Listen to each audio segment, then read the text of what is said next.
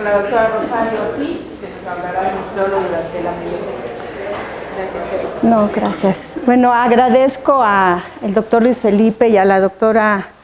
Lourdes Segura esta invitación y pues les voy a platicar de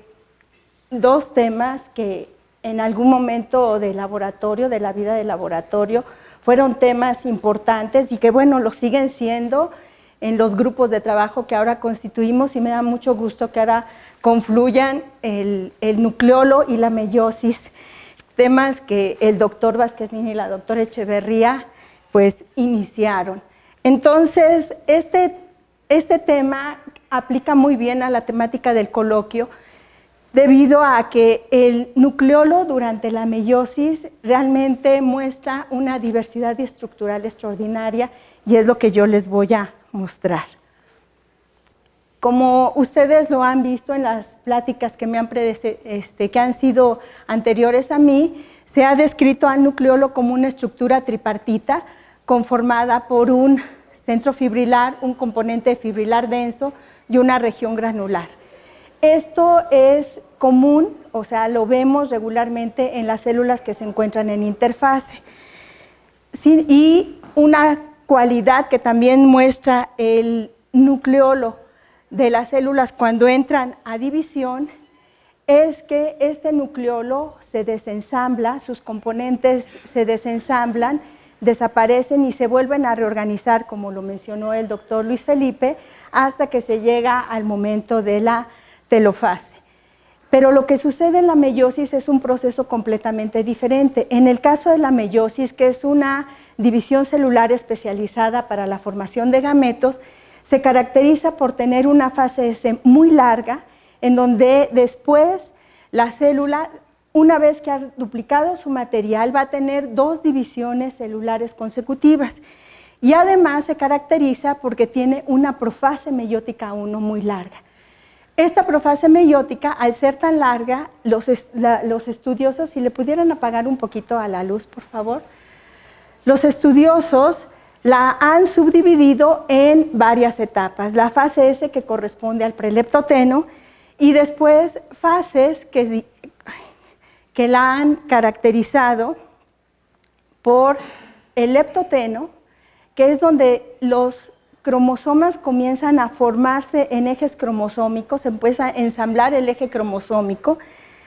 el cigoteno, en donde comienza a darse la sinapsis de los cromosomas homólogos para posteriormente en el paquiteno, cuando los cromosomas homólogos quedan confrontados uno contra otro para intercambiar material genético, y esta etapa dura bastantes días y varía dependiendo de la especie que uno esté analizando.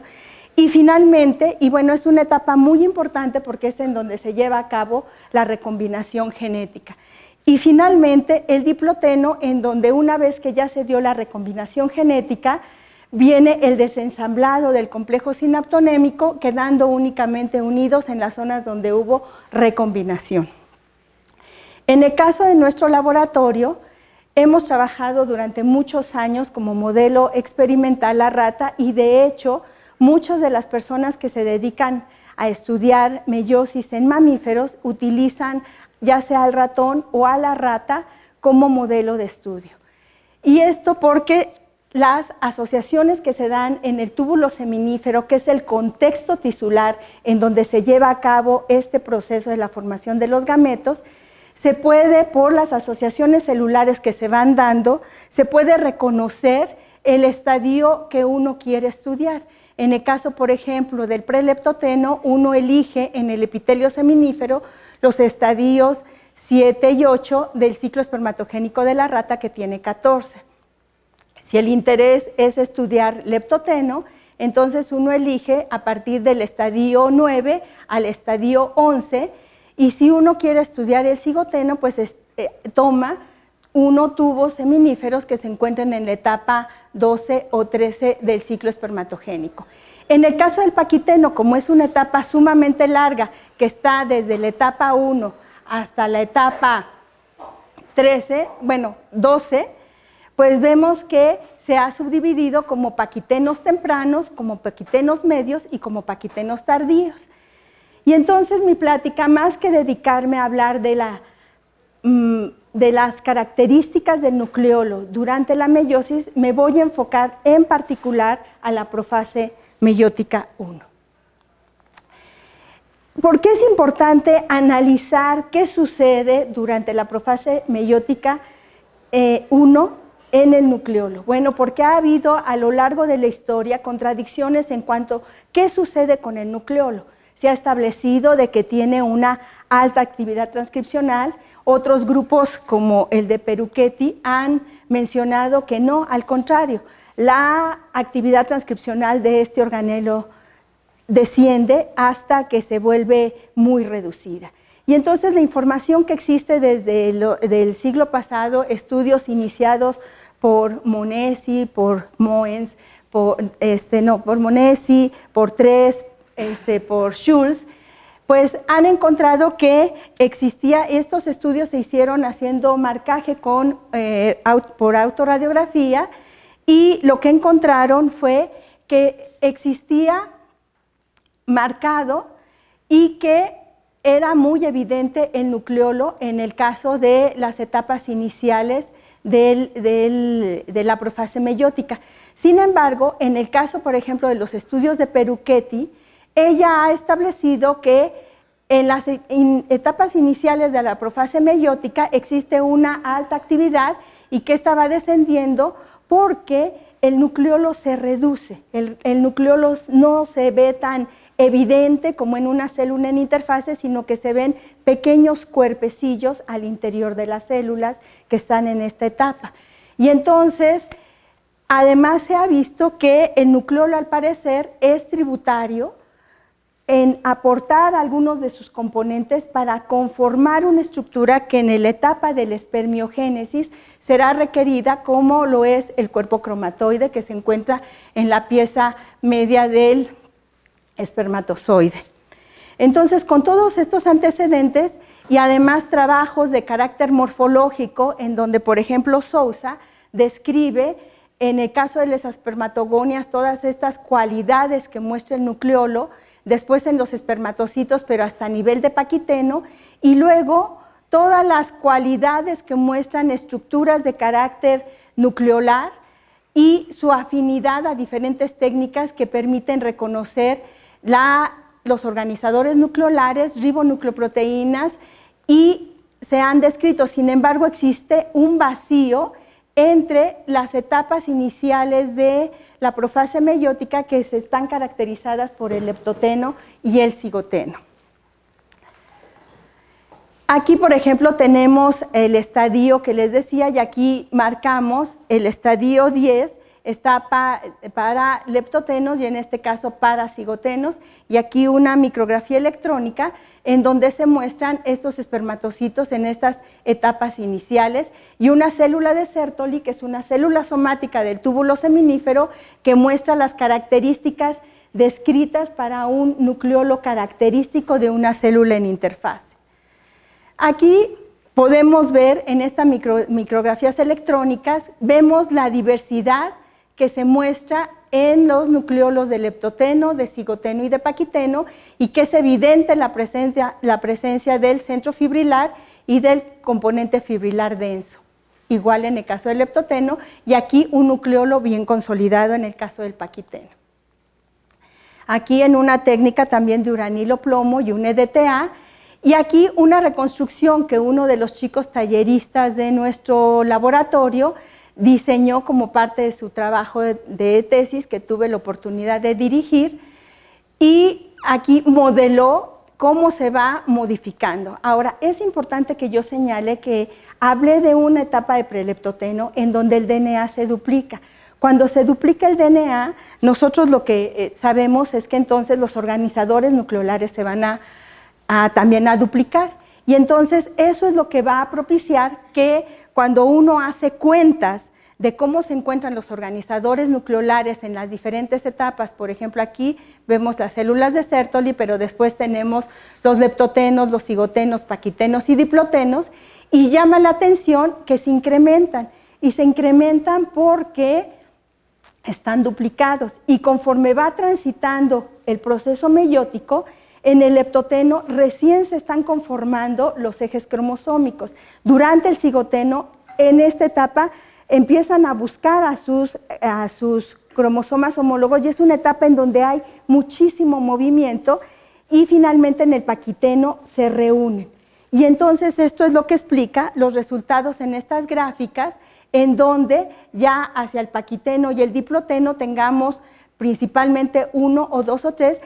porque coincide con el proceso del reconocimiento de homología. Aquí nada más unas dispersiones que también se hicieron, y podemos ver que se evidencia la presencia de gran cantidad de nucleolos, y esta que está aquí al final se trata de un diploteno, y estas las 3 etapas de paquiteno temprano, medio y tardío, en su comparativo con una célula de Sertoli. Aquí nada más para que ustedes vean con una técnica de Agenor en la etapa de leptoteno, de cigoteno y de paquiteno, que podemos tener estas 2 alternativas. Y bueno, ante estas circunstancias que nosotros estábamos observando, y entre los huecos también que existen en la literatura, sobre todo en la etapa de leptoteno y cigoteno, nosotros nos dimos a la tarea de hacer inmunodetecciones con 3 proteínas que son constitutivas del nucleolo, que son la fibrilarina, la nucleolina y la nucleofosmina. Y podemos ver que en el caso de, hicimos estas inmunodetecciones, además haciendo una detección también de una proteína constitutiva de los elementos laterales, que es la SYCP3, que permite censar la etapa del proceso meiótico. Y una de las cosas que nos reveló estas inmunodetecciones es que los nucleolos se encuentran asociados a los ejes cromosómicos, lo cual pues era de esperarse, debido a que